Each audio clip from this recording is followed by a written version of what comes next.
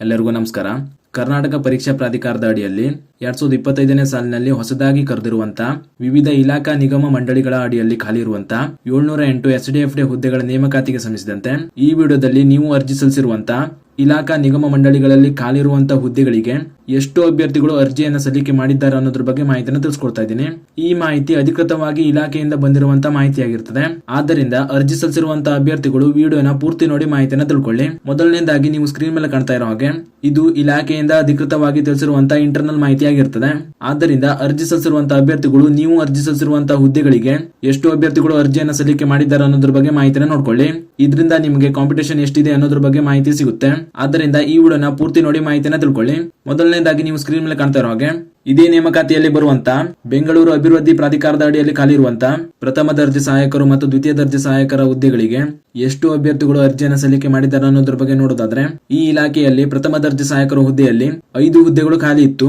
ಈ 5 ಹುದ್ದೆಗಳಿಗೆ ಒಟ್ಟು 61,394 ಅಭ್ಯರ್ಥಿಗಳು ಅರ್ಜಿಯನ್ನು ಸಲ್ಲಿಕೆ ಮಾಡಿರ್ತಾರೆ. ಅದೇ ರೀತಿ ದ್ವಿತೀಯ ದರ್ಜೆ ಸಹಾಯಕ ಹುದ್ದೆಯಲ್ಲಿ ಒಟ್ಟು 20 ಹುದ್ದೆಗಳು ಖಾಲಿ ಇತ್ತು. ಈ ಹುದ್ದೆಗೆ ಒಟ್ಟು 92,673 ಅಭ್ಯರ್ಥಿಗಳು ಅರ್ಜಿಯನ್ನು ಸಲ್ಲಿಕೆ ಮಾಡಿರ್ತಾರೆ. ಆದ್ದರಿಂದ ಈ ಹುದ್ದೆಗಳಿಗೆ ಅರ್ಜಿ ಸಲ್ಲಿಕೆ ಮಾಡಿರುವಂತಹ ಅಭ್ಯರ್ಥಿಗಳು ನಿಮಗೆ ಕಾಂಪಿಟೇಷನ್ ಎಷ್ಟಿರಲಿದೆ ಅನ್ನೋದ್ರ ಬಗ್ಗೆ ಅಂದಾಜು ಮಾಡ್ಕೊಳ್ಳಿ. ಅದೇ ರೀತಿ Karnataka soap and detergents limited ಮಂಡಳಿಯಲ್ಲಿ ಹುದ್ದೆವಾರು ಸಲ್ಲಿಕೆ ಮಾಡಿರುವಂತಹ ಒಟ್ಟು ಅರ್ಜಿಗಳು ಎಷ್ಟು ಅಂತ ನೋಡೋದಾದ್ರೆ, ಕಿರಿಯ ಅಧಿಕಾರಿ ಹುದ್ದೆಯಲ್ಲಿ 1 ಪೋಸ್ಟ್ ಖಾಲಿ ಇತ್ತು. ಈ ಒಂದು ಪೋಸ್ಟ್ಗೆ ಒಟ್ಟು 2,086 ಅರ್ಜಿಗಳು ಸಲ್ಲಿಕೆ ಆಗಿವೆ. ಅದೇ ರೀತಿ ಇನ್ನೊಂದು ಕಿರಿಯ ಅಧಿಕಾರಿ ಉತ್ಪಾದನೆ ಮತ್ತು ನಿರ್ವಹಣೆ ವಿಭಾಗದಲ್ಲಿ ಒಟ್ಟು 2 ಹುದ್ದೆಗಳು ಖಾಲಿ ಇವೆ. ಈ ಹುದ್ದೆಗಳಿಗೆ ಒಟ್ಟು 9,720 ಅರ್ಜಿಗಳು ಸಲ್ಲಿಕೆ ಆಗಿವೆ. ಅದೇ ರೀತಿ ಕಿರಿಯ ಅಧಿಕಾರಿ ಸಾಮಗ್ರಿ ಮತ್ತು ಉಗ್ರಾಣ ವಿಭಾಗದಲ್ಲಿ 1 ಹುದ್ದೆಗಳು ಖಾಲಿ ಇತ್ತು. ಈ ಹುದ್ದೆಗೆ ಒಟ್ಟು 7,466 ಅರ್ಜಿಗಳು ಸಲ್ಲಿಕೆ ಆಗಿವೆ. ಅದೇ ರೀತಿ ಕಿರಿಯ ಅಧಿಕಾರಿ ಮಾರುಕಟ್ಟೆ ವಿಭಾಗದಲ್ಲಿ 1 ಹುದ್ದೆ ಖಾಲಿ ಇತ್ತು. ಈ ಹುದ್ದೆಗೆ ಒಟ್ಟು 1,720 ಅರ್ಜಿಗಳು ಸಲ್ಲಿಕೆಯಾಗಿವೆ. ನಂತರ ಮಾರಾಟ ಪ್ರತಿನಿಧಿ ಮಾರುಕಟ್ಟೆ ವಿಭಾಗದಲ್ಲಿ ಒಟ್ಟು 4 ಹುದ್ದೆಗಳು ಖಾಲಿ ಇತ್ತು. ಈ 4 ಹುದ್ದೆಗಳಿಗೆ ಒಟ್ಟು 2,637 ಅರ್ಜಿಗಳು ಸಲ್ಲಿಕೆಯಾಗಿವೆ. ಹಾಗೂ ಆಪರೇಟರ್ ವಿಭಾಗದಲ್ಲಿ ಒಟ್ಟು 9 ಹುದ್ದೆಗಳು ಖಾಲಿ ಇತ್ತು. ಈ 9 ಹುದ್ದೆಗಳಿಗೆ 292 ಅರ್ಜಿಗಳು ಸಲ್ಲಿಕೆಯಾಗಿವೆ. ಇದು Karnataka soap and detergent limited ಮಂಡಳಿಯಲ್ಲಿ ಖಾಲಿ ಇರುವಂತಹ ಒಟ್ಟು ವಿವಿಧ ಹುದ್ದೆಗಳಿಗೆ ಸ್ವೀಕೃತವಾಗಿರುವಂತಹ ಅರ್ಜಿಗಳ ಸಂಖ್ಯೆ ಆಗಿರುತ್ತದೆ. ಅದೇ ರೀತಿ ರಾಜೀವ್ ಗಾಂಧಿ ಆರೋಗ್ಯ ವಿಜ್ಞಾನಗಳ ವಿದ್ಯಾಲಯದ ಅಡಿಯಲ್ಲಿ ಖಾಲಿ ಇರುವಂತಹ ವಿವಿಧ ಹುದ್ದೆಗಳಿಗೆ ಸಲ್ಲಿಕೆಯಾಗಿರುವಂತಹ ಒಟ್ಟು ಅರ್ಜಿಗಳ ಸಂಖ್ಯೆ ನೋಡೋದಾದ್ರೆ, ಜೂನಿಯರ್ ಪ್ರೋಗ್ರಾಮರ್ ಹುದ್ದೆಯಲ್ಲಿ ಒಟ್ಟು 5 ಹುದ್ದೆಗಳು ಖಾಲಿ ಇರ್ತವೆ. ಈ 5 ಹುದ್ದೆಗಳಿಗೆ ಒಟ್ಟು 5,987 ಅರ್ಜಿಗಳು ಸಲ್ಲಿಕೆಯಾಗಿವೆ. ನಂತರ ಸಹಾಯಕ ಜೂನಿಯರ್ ಸಿವಿಲ್ ವಿಭಾಗದಲ್ಲಿ 1 ಹುದ್ದೆಗಳು ಖಾಲಿ ಇತ್ತು. ಈ 1 ಹುದ್ದೆಗೆ ಒಟ್ಟು 4,943 ಅರ್ಜಿಗಳು ಸಲ್ಲಿಕೆಯಾಗಿವೆ. ನಂತರ ಸಹಾಯಕ ಗ್ರಂಥಪಾಲಕರ ಹುದ್ದೆಯಲ್ಲಿ ಒಟ್ಟು 1 ಹುದ್ದೆ ಖಾಲಿ ಇತ್ತು.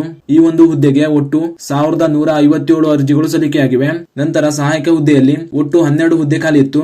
ಈ 12 ಹುದ್ದೆಗಳಿಗೆ ಒಟ್ಟು 34,661 ಅರ್ಜಿಗಳು ಸಲ್ಲಿಕೆಯಾಗಿವೆ. ಅದೇ ರೀತಿ ಕಿರಿಯ ಸಹಾಯಕ ಹುದ್ದೆಯಲ್ಲಿ ಒಟ್ಟು 25 ಹುದ್ದೆಗಳು ಖಾಲಿ ಇತ್ತು. ಈ 25 ಹುದ್ದೆಗಳಿಗೆ ಒಟ್ಟು 55,923 ಅರ್ಜಿಗಳು ಸಲ್ಲಿಕೆಯಾಗಿವೆ. ಹೀಗೆ ರಾಜೀವ್ ಗಾಂಧಿ ಆರೋಗ್ಯ ವಿಜ್ಞಾನಗಳ ವಿದ್ಯಾಲಯದ ಅಡಿಯಲ್ಲಿ ಅರ್ಜಿ ಸಲ್ಲಿಕೆ ಮಾಡಿರುವಂತಹ ಅರ್ಜಿಗಳ ಸಂಖ್ಯೆ ಆಗಿತ್ತು. ನಂತರ ಕಲ್ಯಾಣ ಕರ್ನಾಟಕ ರಸ್ತೆ ಸಾರಿಗೆ ನಿಗಮದ ಅಡಿಯಲ್ಲಿ ವಿವಿಧ ಹುದ್ದೆಗಳಿಗೆ ಸಲ್ಲಿಕೆಯಾಗಿರುವಂತಹ ಅರ್ಜಿಗಳ ಸಂಖ್ಯೆ ನೋಡೋದಾದ್ರೆ, ಸಹಾಯಕ ಲೇಖಿಗ ಹುದ್ದೆಯಲ್ಲಿ ಒಟ್ಟು 16 ಹುದ್ದೆಗಳು ಖಾಲಿ ಇತ್ತು. ಈ ಹುದ್ದೆಗಳಿಗೆ ಒಟ್ಟು 19,472 ಅರ್ಜಿಗಳು ಸಲ್ಲಿಕೆಯಾಗಿವೆ. ಅದೇ ರೀತಿ ನಿರ್ವಾಹಕ ಹುದ್ದೆಯಲ್ಲಿ ಒಟ್ಟು 300 ಹುದ್ದೆಗಳು ಖಾಲಿ ಇತ್ತು. ಈ 300 ಹುದ್ದೆಗಳಿಗೆ ಒಟ್ಟು 43,204 ಅರ್ಜಿಗಳು ಸಲ್ಲಿಕೆಯಾಗಿವೆ. ನಂತರ ವಾಯುವ್ಯ ಕರ್ನಾಟಕ ರಸ್ತೆ ಸಾರಿಗೆ ಸಂಸ್ಥೆಯ ಅಡಿಯಲ್ಲಿ ಸಹಾಯಕ ಸಂಚಾರ ನಿರೀಕ್ಷಕ ಹುದ್ದೆಯಲ್ಲಿ ಒಟ್ಟು 19 ಹುದ್ದೆಗಳು ಖಾಲಿ ಇತ್ತು. ಈ 19 ಹುದ್ದೆಗಳಿಗೆ ಒಟ್ಟು 51,317 ಅರ್ಜಿಗಳು ಸಲ್ಲಿಕೆಯಾಗಿವೆ. ಅದೇ ರೀತಿ ಸಹಾಯಕ ಆಡಳಿತಾಧಿಕಾರಿ ಹುದ್ದೆಯಲ್ಲಿ ಒಟ್ಟು 2 ಹುದ್ದೆಗಳು ಖಾಲಿ ಇತ್ತು. ಈ 2 ಹುದ್ದೆಗಳಿಗೆ ಒಟ್ಟು 21 ಅರ್ಜಿಗಳು ಸಲ್ಲಿಕೆಯಾಗಿವೆ. ನಂತರ ಸಹಾಯಕ ಲೆಕ್ಕಾಧಿಕಾರಿ ಹುದ್ದೆಯಲ್ಲಿ ಒಟ್ಟು 2 ಹುದ್ದೆಗಳು ಖಾಲಿ ಇತ್ತು. ಈ ಹುದ್ದೆಗೆ ಒಟ್ಟು 36 ಅರ್ಜಿಗಳು ಸಲ್ಲಿಕೆಯಾಗಿವೆ. ನಂತರ ಸಹಾಯಕ ಕಾನೂನು ಅಧಿಕಾರಿ ಹುದ್ದೆಯಲ್ಲಿ ಒಟ್ಟು 5 ಹುದ್ದೆಗಳು ಖಾಲಿ ಇತ್ತು. ಈ ಹುದ್ದೆಗಳಿಗೆ 22 ಅರ್ಜಿಗಳು ಸಲ್ಲಿಕೆಯಾಗಿವೆ. ಅದೇ ರೀತಿ ಸಹಾಯಕ ಕಾರ್ಮಿಕ ಮತ್ತು ಕಲ್ಯಾಣಾಧಿಕಾರಿ ಹುದ್ದೆಯಲ್ಲಿ ಒಟ್ಟು 4 ಹುದ್ದೆಗಳು ಖಾಲಿ ಇತ್ತು. ಈ 4 ಹುದ್ದೆಗಳಿಗೆ ಒಟ್ಟು 22 ಅರ್ಜಿಗಳು ಸಲ್ಲಿಕೆಯಾಗಿವೆ. ನಂತರ ಸಹಾಯಕ ತಾಂತ್ರಿಕ ಶಿಲ್ಪಿ ಹುದ್ದೆಯಲ್ಲಿ ಒಟ್ಟು 6 ಹುದ್ದೆಗಳು ಖಾಲಿ ಇತ್ತು. ಈ ಹುದ್ದೆಗಳಿಗೆ ಒಟ್ಟು 57 ಅರ್ಜಿಗಳು ಸಲ್ಲಿಕೆಯಾಗಿವೆ. ನಂತರ ಸಹಾಯಕ ಸಂಚಾರ ವ್ಯವಸ್ಥಾಪಕ ಹುದ್ದೆಯಲ್ಲಿ ಒಟ್ಟು 8 ಹುದ್ದೆಗಳು ಖಾಲಿ ಇತ್ತು. ಈ ಹುದ್ದೆಗಳಿಗೆ ಒಟ್ಟು 20 ಅರ್ಜಿಗಳು ಸಲ್ಲಿಕೆಯಾಗಿವೆ. ಅದೇ ರೀತಿ ಸಹಾಯಕ ಕಾರ್ಮಿಕ ಮತ್ತು ಕಲ್ಯಾಣಾಧಿಕಾರಿ ಹುದ್ದೆಯಲ್ಲಿ 1 ಹುದ್ದೆಗಳು ಖಾಲಿ ಇತ್ತು. ಈ ಹುದ್ದೆಗೆ ಒಟ್ಟು 4 ಅರ್ಜಿಗಳು ಸಲ್ಲಿಕೆಯಾಗಿವೆ. ಸಹಾಯಕ ಕಾನೂನು ಅಧಿಕಾರಿ ಹುದ್ದೆಯಲ್ಲಿ 1 ಹುದ್ದೆ ಖಾಲಿ ಇತ್ತು. ಇದಕ್ಕೆ ಕೇವಲ 1 ಅರ್ಜಿ ಸಲ್ಲಿಕೆಯಾಗಿವೆ. ಸಹಾಯಕ ತಾಂತ್ರಿಕ ಶಿಲ್ಪಿ ಹುದ್ದೆಯಲ್ಲಿ ಒಟ್ಟು 2 ಹುದ್ದೆಗಳು ಖಾಲಿ ಇತ್ತು. ಈ 2 ಹುದ್ದೆಗಳಿಗೂ ಕೂಡ ಕೇವಲ 1 ಅರ್ಜಿ ಮಾತ್ರ ಸಲ್ಲಿಕೆಯಾಗಿದೆ. ಸಹಾಯಕ ಸಂಚಾರ ವ್ಯವಸ್ಥಾಪಕ ವಿಭಾಗದಲ್ಲಿ ಒಟ್ಟು 2 ಹುದ್ದೆಗಳು ಖಾಲಿ ಇತ್ತು. ಈ ಹುದ್ದೆಗಳಿಗೆ ಒಟ್ಟು 4 ಅರ್ಜಿಗಳು ಸಲ್ಲಿಕೆಯಾಗಿವೆ. ಅದೇ ರೀತಿ ಕೃಷಿ ಮಾರಾಟ ಇಲಾಖೆ ಅಡಿಯಲ್ಲಿ ಖಾಲಿ ಇರುವಂತಹ ವಿವಿಧ ಹುದ್ದೆಗಳ ಅಡಿಯಲ್ಲಿ ಸಲ್ಲಿಕೆಯಾಗಿರುವಂತಹ ಒಟ್ಟು ಅರ್ಜಿಗಳ ಸಂಖ್ಯೆ ನೋಡೋದಾದ್ರೆ ಸಹಾಯಕ ಅಭಿಯಂತರರು ಹುದ್ದೆಯಲ್ಲಿ ಒಟ್ಟು 10 ಹುದ್ದೆಗಳು ಖಾಲಿ ಇತ್ತು. ಈ ಹುದ್ದೆಗೆ ಒಟ್ಟು 6826 ಅರ್ಜಿಗಳು ಸಲ್ಲಿಕೆಯಾಗಿವೆ. ನಂತರ ಕಿರಿಯ ಅಭಿಯಂತರರು ಹುದ್ದೆಯಲ್ಲಿ ಒಟ್ಟು 5 ಹುದ್ದೆಗಳು ಖಾಲಿ ಇತ್ತು. ಈ ಹುದ್ದೆಗಳಿಗೆ ಒಟ್ಟು 2283 ಅರ್ಜಿಗಳು ಸಲ್ಲಿಕೆಯಾಗಿವೆ. ಅದೇ ರೀತಿ ಮಾರುಕಟ್ಟೆ ಮೇಲ್ವಿಚಾರಕರ ಹುದ್ದೆಯಲ್ಲಿ ಒಟ್ಟು 30 ಹುದ್ದೆಗಳು ಖಾಲಿ ಇತ್ತು. ಈ ಹುದ್ದೆಗಳಿಗೆ ಒಟ್ಟು 14,631 ಅರ್ಜಿಗಳು ಸಲ್ಲಿಕೆಯಾಗಿವೆ. ನಂತರ ಪ್ರಥಮ ದರ್ಜೆ ಸಹಾಯಕರ ಹುದ್ದೆಯಲ್ಲಿ ಒಟ್ಟು 30 ಹುದ್ದೆಗಳು ಖಾಲಿ ಇತ್ತು. ಈ ಹುದ್ದೆಗಳಿಗೆ ಒಟ್ಟು 69,059 ಅರ್ಜಿಗಳು ಸಲ್ಲಿಕೆಯಾಗಿವೆ. ನಂತರ ದ್ವಿತೀಯ ದರ್ಜೆ ಸಹಾಯಕರ ಹುದ್ದೆಯಲ್ಲಿ ಒಟ್ಟು 30 ಹುದ್ದೆಗಳು ಖಾಲಿ ಇತ್ತು. ಈ ಹುದ್ದೆಗಳಿಗೆ ಒಟ್ಟು 88,668 ಅರ್ಜಿಗಳು ಸಲ್ಲಿಕೆಯಾಗಿವೆ. ಅದೇ ರೀತಿ ಮಾರಾಟ ಸಹಾಯಕರ ಹುದ್ದೆಯಲ್ಲಿ ಒಟ್ಟು 75 ಹುದ್ದೆಗಳು ಖಾಲಿ ಇತ್ತು. ಈ ಹುದ್ದೆಗಳಿಗೆ ಒಟ್ಟು 61,085 ಅರ್ಜಿಗಳು ಸಲ್ಲಿಕೆಯಾಗಿವೆ. ಹೀಗೆ ಕೃಷಿ ಮಾರಾಟ ಇಲಾಖೆಯಲ್ಲಿ ಖಾಲಿ ಇರುವಂತಹ ವಿವಿಧ ಹುದ್ದೆಗಳಿಗೆ ಸಲ್ಲಿಕೆಯಾಗಿರುವಂತಹ ಅರ್ಜಿಗಳ ಸಂಖ್ಯೆ ಆಗಿರುತ್ತದೆ. ನಂತರ ತಾಂತ್ರಿಕ ಶಿಕ್ಷಣ ಇಲಾಖೆ ಅಡಿಯಲ್ಲಿ ಖಾಲಿ ಇರುವಂತಹ ವಿವಿಧ ಹುದ್ದೆಗಳಿಗೆ ಸಲ್ಲಿಕೆಯಾಗಿರುವಂತಹ ಒಟ್ಟು ಅರ್ಜಿಗಳ ಸಂಖ್ಯೆ ನೋಡೋದಾದ್ರೆ ಪ್ರಥಮ ದರ್ಜೆ ಸಹಾಯಕರ ಹುದ್ದೆಯಲ್ಲಿ ಒಟ್ಟು 66 ಹುದ್ದೆಗಳು ಖಾಲಿ ಇತ್ತು. ಈ ಹುದ್ದೆಗಳಿಗೆ ಒಟ್ಟು 84,365 ಅರ್ಜಿಗಳು ಸಲ್ಲಿಕೆಯಾಗಿವೆ. ನಂತರ ದ್ವಿತೀಯ ದರ್ಜೆ ಸಹಾಯಕರ ಹುದ್ದೆಯಲ್ಲಿ ಒಟ್ಟು 27 ಹುದ್ದೆಗಳು ಖಾಲಿ ಇತ್ತು. ಈ ಹುದ್ದೆಗಳಿಗೆ ಒಟ್ಟು 23,223 ಅರ್ಜಿಗಳು ಸಲ್ಲಿಕೆಯಾಗಿವೆ. ನಂತರ ಶಾಲಾ ಶಿಕ್ಷಣ ಇಲಾಖೆ ಅಡಿಯಲ್ಲಿ ಸಲ್ಲಿಕೆಯಾಗಿರುವಂತಹ ಅರ್ಜಿಗಳ ಸಂಖ್ಯೆ ನೋಡೋದಾದ್ರೆ ಗ್ರಂಥಪಾಲಕರ ಹುದ್ದೆಯಲ್ಲಿ ಒಟ್ಟು 10 ಹುದ್ದೆಗಳು ಖಾಲಿ ಇತ್ತು. ಈ ಹುದ್ದೆಗಳಿಗೆ ಒಟ್ಟು 2,035 ಅರ್ಜಿಗಳು ಸಲ್ಲಿಕೆಯಾಗಿವೆ. ನಂತರ ಕರ್ನಾಟಕ ರಾಜ್ಯ ಸಣ್ಣ ಕೈಗಾರಿಕೆಗಳ ಅಭಿವೃದ್ಧಿ ನಿಗಮ ನಿಯಮಿತ ಅಡಿಯಲ್ಲಿ ವಿವಿಧ ಹುದ್ದೆಗಳಿಗೆ ಸಲ್ಲಿಕೆಯಾಗಿರುವಂತಹ ಅರ್ಜಿಗಳ ಸಂಖ್ಯೆ ನೋಡೋದಾದ್ರೆ ವ್ಯವಸ್ಥಾಪಕರ ಹುದ್ದೆಯಲ್ಲಿ ಒಟ್ಟು 5 ಹುದ್ದೆಗಳು ಖಾಲಿ ಇತ್ತು. ಈ ಹುದ್ದೆಗಳಿಗೆ ಒಟ್ಟು 2,337 ಅರ್ಜಿಗಳು ಸಲ್ಲಿಕೆಯಾಗಿವೆ.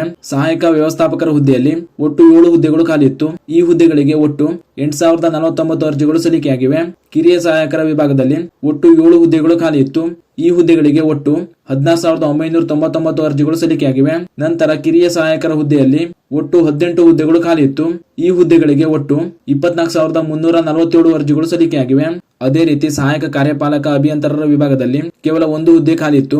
ಈ ಹುದ್ದೆಗೆ ಒಟ್ಟು 1,706 ಅರ್ಜಿಗಳು ಸಲ್ಲಿಕೆಯಾಗಿವೆ. ನಂತರ ಸಹಾಯಕ ಅಭಿಯಂತರರ ಹುದ್ದೆಯಲ್ಲಿ ಒಟ್ಟು 4 ಹುದ್ದೆಗಳು ಖಾಲಿ ಇತ್ತು.